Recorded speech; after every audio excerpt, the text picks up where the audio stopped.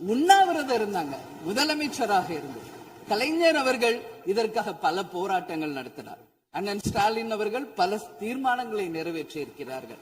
அது மட்டும் இல்லை, இதுவரைக்கும் முதல்வராக இருந்த அத்தனை பேருமே இதற்காக நாம பேசி இருக்கிறோம், போராடுகிறோம், சட்ட ரீதியாக நாம் அதற்கான தீர்வுகளை காண்கிறோம். அது மட்டும் இல்லை, காவிரி மேலாண்மை ஆணையம் ஒரு தீர்ப்பு சொல்றாங்க, உச்ச நீதிமன்றம் ஒரு தீர்ப்பு சொல்றாங்க. எதுவும் பேசியும் இதுவரைக்கும் தீர்வு இல்லை. இப்பொழுது முதல்வராக பதவியேற்றிருக்கும் சிவகுமார் அவர்கள் சொல்றாரு, நாங்க பேச தயாராக இருக்கிறோம் என்று. நமது முதல்வரும் சிவகுமார் அவர்களும், நான் என்ன சொல்றேன், இது எல்லாரும் மக்களுடைய, இப்போ இந்த அவை இது முக்கியமான சட்டமன்றம். இங்க வந்தவொன்னு எல்லாருக்கும் என்ன கொடுக்கறாங்க? தண்ணி தான் கொடுக்கறாங்க. அப்போ ஒவ்வொரு மனிதருக்கும் தண்ணி தான் முக்கியம். இன்னைக்கு காவேரி தாயின்னு தான் நம்ம சொல்றோம். ஒரு தாயின் ஒரு குழந்தைக்கும் எப்படி தாய்ப்பால் இன்றியமையாதோ அது பாருங்க, அத்தனை பேரும், அது விவசாயிகளா இருக்கட்டும், குடிமக்களாக இருக்கட்டும், இங்கு மிக முக்கியமானது குடிதண்ணீர். நீரின்றி அமையாது இவ்வுலகு. அதனால முதல்வர் அவர்களே, உங்களை நான் கேட்டுக்கிறது, எப்படி மின்மிகை மாநிலமாக தமிழகத்தை உருவாக்கணுமோ அது மாதிரி மின்மிகை நீர் மேலாண்மையை நாம் நிச்சயம் உருவாக்க வேண்டும் என்று கேட்டுக்கொள்கிறேன். வெகு சிறப்பாக வெற்றிகரமாக முடிக்கப்பட்டிருக்கிறது.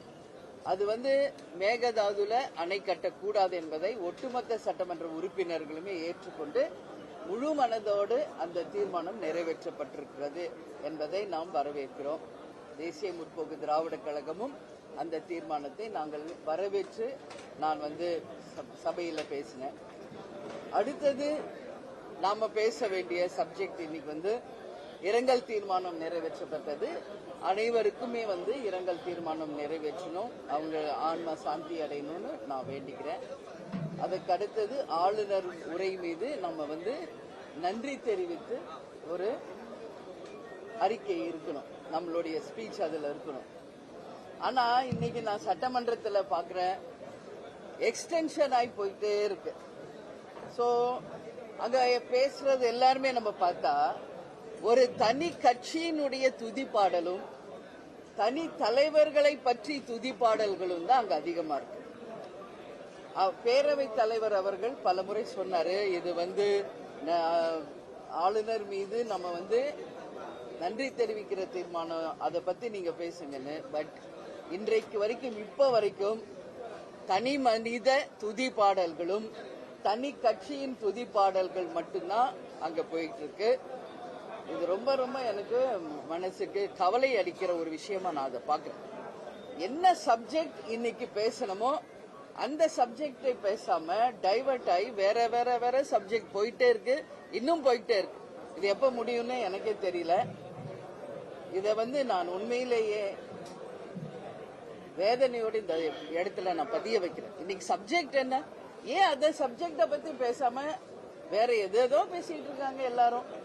அது மட்டும் இல்ல, அதுக்கு வெறும் துதிப்பாடல்கள் தான் இருக்கு. ஒரு கட்சியின் துடிப்பாடல், தலைவர்கள் துடிப்பாடல், அது மாதிரி அப்படி பேசணும். நாங்க ஆரம்பிச்சா எவ்வளவோ பேசலாம். லஞ்ச ஊழல் பத்தி, ஜாதி பத்தி எல்லாம் வந்தது அங்க டாபிக். அப்படி பார்த்தா தமிழ்நாட்டில ஜாதி மதம் இன மொழிக்கு அப்பாற்பட்டு கேப்டன் அவர்கள் தனி மனிதராக தனி கட்சி ஆரம்பிச்சு தேர்தலை சந்திச்சார்.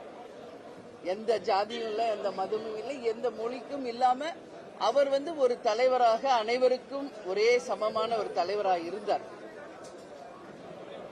அதே போல படித்த படிக்காத ஏழைகளுக்கு வேலை வாய்ப்பை உருவாக்கணும் சொன்னார். வறுமை கோட்டிற்கு மக்கள் இல்லை என்ற நிலையை உருவாக்கணும் என்ற பல்வேறு கொள்கைகளை நாம அன்னைக்கு சொன்னோம். சோ இந்த மாதிரி ஒரு கட்சியும் அவங்கவுங்க பெருமையும் அவங்கவுங்க கட்சி தலைவர் பெருமையும் பேசுறதுக்கு இந்த சட்டமன்றத்தை நாம பயன்படுத்திக்கிட்டால் இது நிச்சயமாக எனக்கு தெரிஞ்சு இது ஒரு நல்ல எடுத்துக்காட்டாக எனக்கு படல. இன்னைக்கு இப்ப வரைக்கும் அதான் அங்க போயிட்டு இருக்கு. சோ அதனால அவைத்தலைவருக்கு நான் வணக்கம் சொல்லிட்டு நான் வந்திருக்கேன்.